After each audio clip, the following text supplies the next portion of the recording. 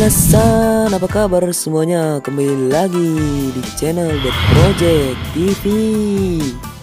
Semoga kalian baik-baik saja dimanapun kalian berada. Di sini Mimin akan membahas beberapa hal menarik pada chapter 136 manga Jujutsu Kaisen. Tetapi sebelum itu belum afdol kalau kalian belum subrek dan loncengnya. Kita langsung saja ke pembahasan. Tujuan Yuki.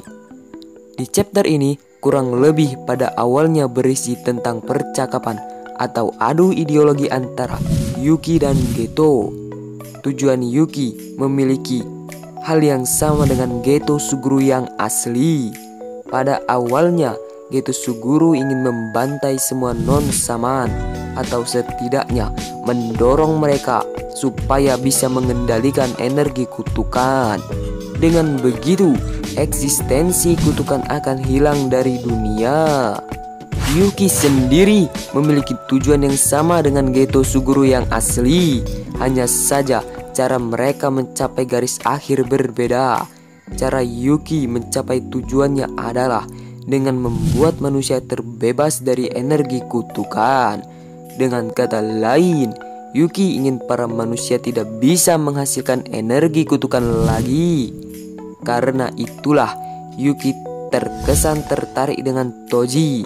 Karena Toji adalah contoh manusia ideal yang diinginkan Yuki di dunia yang sedang ia bangun. Yuki dengan Laure. Saat di panel awal sempat ada teks kecil ya kan, yang mengatakan aku harus mengulur waktu agar Laure bergerak.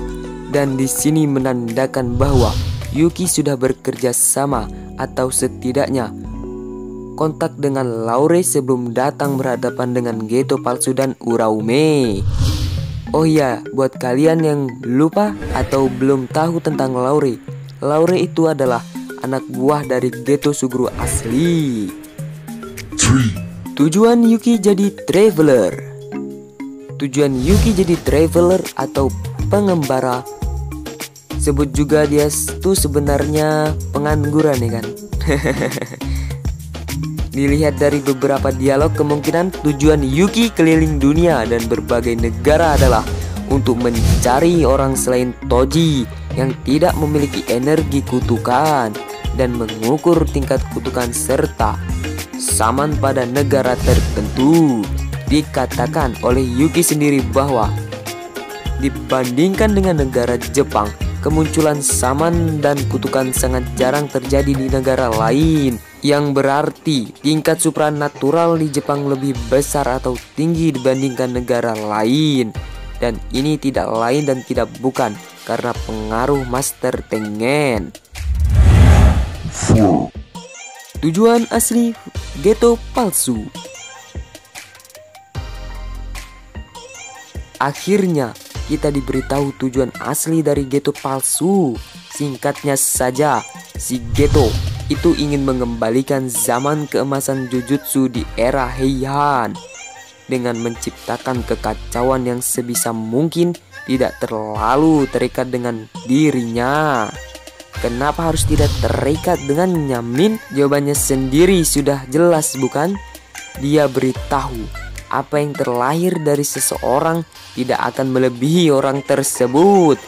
Jadi bisa kita simpulkan jika kekacauan yang diciptakan Geto asli terlalu terikat dengannya, maka manusia tidak akan mencapai next stage atau tahap selanjutnya karena tidak mampu lebih kuat dari Geto yang merupakan dalang dari skema evolusi tersebut.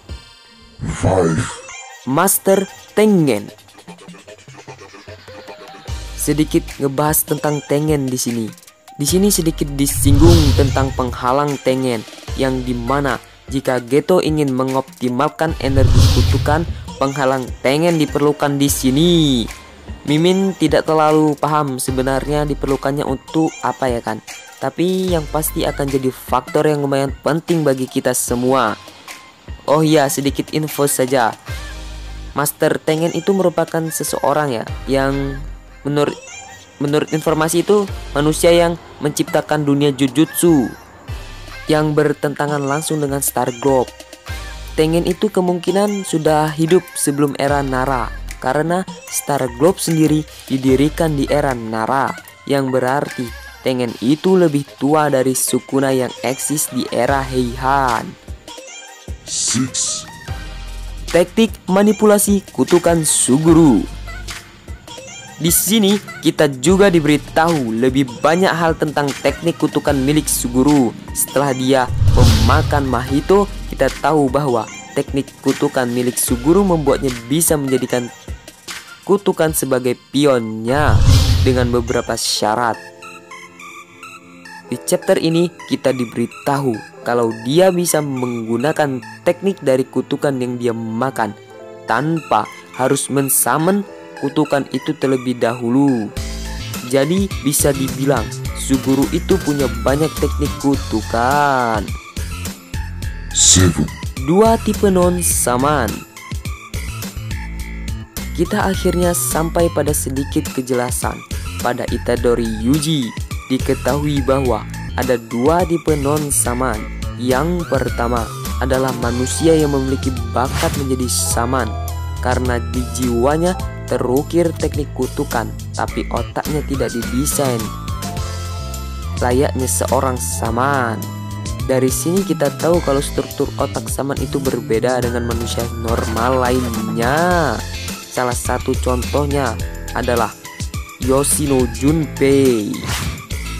Tipe kedua adalah yang seperti Itadori Yuji, manusia biasa yang bisa menjadi saman dengan memakan sebuah pusaka terkutuk. Yaitu Suguru sendiri telah melakukan beberapa percobaan dengan menandai beberapa orang. Salah satunya adalah kakak dari Fushiguro Megumin, yaitu Fushiguro Sumiki. Mungkin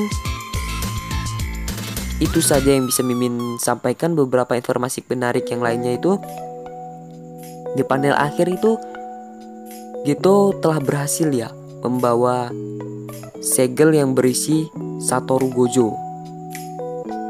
Kita tunggu saja kelanjutan dari chapter yang akan datang. Sepertinya chapter-chapter yang akan datang lebih menarik dan makin kesini menurut Mimin chapternya itu makin rumit ya penjelasannya itu. Ya semoga saja Mimin berharap kedepannya dijelaskan tentang Vegeto dengan para saman selama 1000 tahun yang lalu yang sudah tidak berguna. Sebenarnya ada hal lain seperti teknik reverse dan yang lainnya ya. Tapi Mimin di sini belum paham. Jika kalian yang memiliki teori tentang teknik reverse ataupun kontrak gitu palsu dengan para saman selama 1000 tahun yang lalu, bisa kalian komentar di kolom komentar yang kalian miliki. Ya kalau ada kesalahan informasi Mimin minta maaf kepada kalian semua. Jangan lupa subscribe, like, share, dan komen.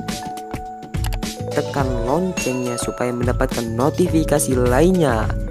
Oke, sampai jumpa kembali. Arigatou gozaimasu and see you in the next video. Terima kasih.